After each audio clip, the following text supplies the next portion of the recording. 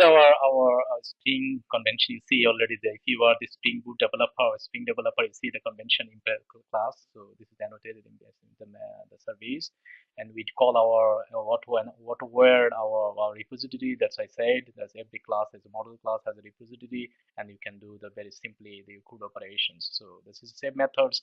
The simply import our in the input as address information and save methods so from the repository, and then you can find all the address information to the your backend server, and you presents the information to the your pages. So here to find the specific the get find all methods from the CRUD repository and inject input your ID and look for the if it's not happening, and then and return the null objects. If it's there, then return your specific objects to the pages or to the your actions. So here is the delete operations, and then this is the update operations for the. So you pass the address ID and the or then you look for the address IDs that actually exist, and then you check it is if it exists. Then if it's not, then you can update your address information to the information that's you have it in the backend system. So here you see that the service registration information is the same thing happening here. So we implement our service user registration service implements this class and annotated services what where, and the same thing is called you import your user registration object, save it, and find all the user registration object. Very simple, and you put it your user registration ID and then get it a specific user registration ID, and then same thing is delete, and then also the update user registrations. And the same thing is here, user role definition still the same. So you see the how the flow, how the structure is done is properly done. So that means you have a really more control all your service definitions. I mean, when you define you such a way, that means if you something happen, then the log says, okay, there is something missing, something happened in the your repository level, or something happened in your implementation level. Then you can go each of the package and check it where is happening. There is a clean this is the word called clean coding or clean coding that's helped a lot of times when the other developer look for your source code, and then they understand, okay, here's a really clean code, and they very quickly adapt it, and they can very quickly develop something, the new features. So with them, that's why the structure that you need to follow this way. So that means it's important to in the daily life in the development world. So in the utility package, as I said in the last time, in my when you generate your primary key is here. So the all things is same.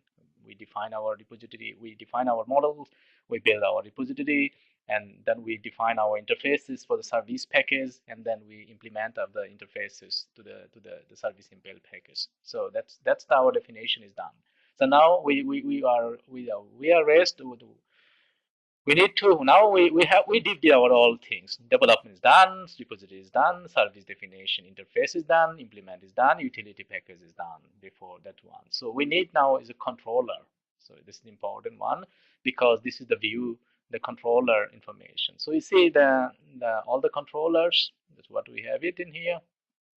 That means we need at least 3 controllers or more, depending on the design criteria. So I follow the standard, like when you have a model class or your domains, then you just build it to all respective domain controller. Then you have a more control to feed it to in the your pages, or to your request and response pages.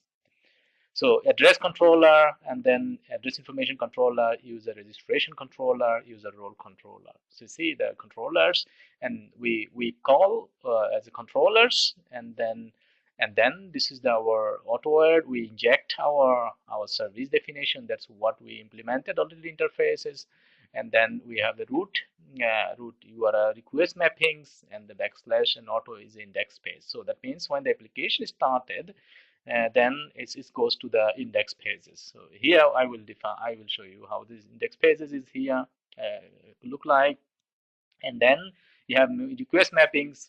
So when the index pages, then you go to the URLs to select or to show you all the pages. Then we call it the list of the user registration.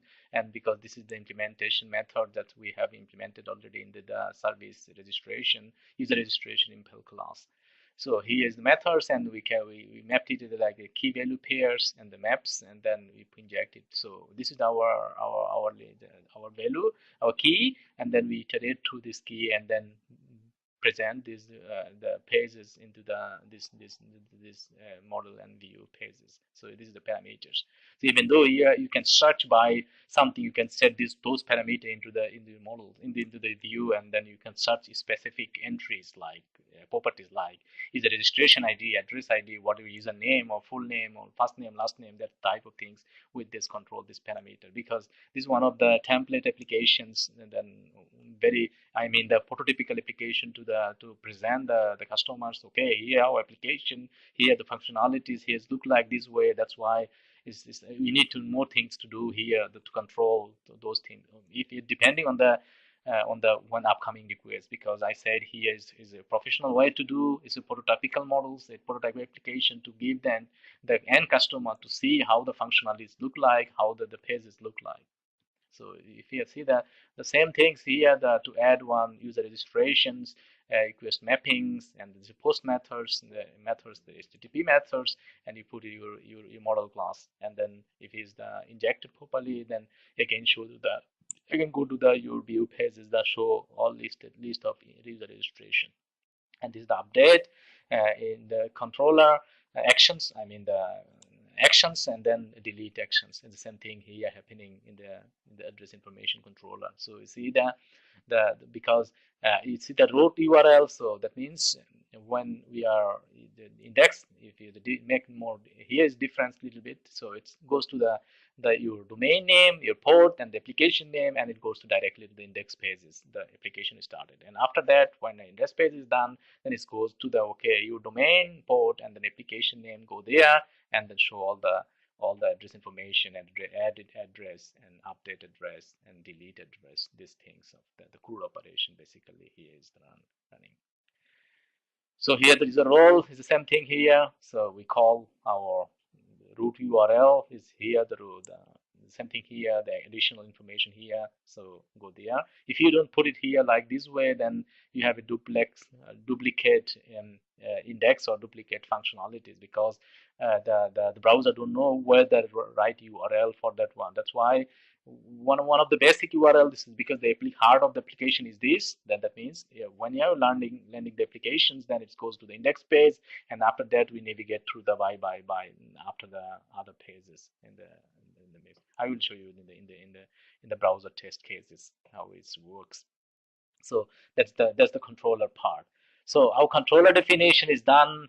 Now what we need to do, we need to, and then we need to look for our view definitions, our all the pages definitions, how it look like. So let's start. This is our relatively designed concepts. Just the index page, that's very simple. Because I said, because I'm not too expert to build such a the beautiful cosmetics things. Just I build it in dummy applications. So you see some inner CSS inside CSS. You can, even though you can do it externally in the CSS, and after that, yeah, I did it here, something here. So some style.css, some static dots here. So you put it all the CSS, that's what you need in the application to make it beautiful. And here's some CSS, that's what I need to, I inject the CSS to the application in the externally. So you get the idea how it's done.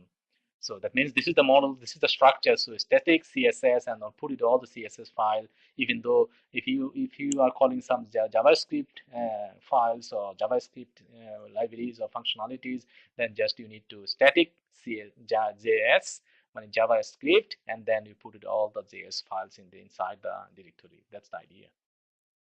So you get the basic idea how is it structured done. Then template folder, you need to put all the FTP files. This is the view pages files. So we do need to look for our index files.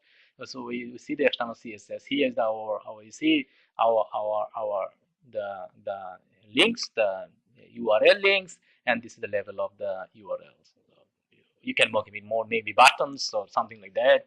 You can even do, you can submenu or menu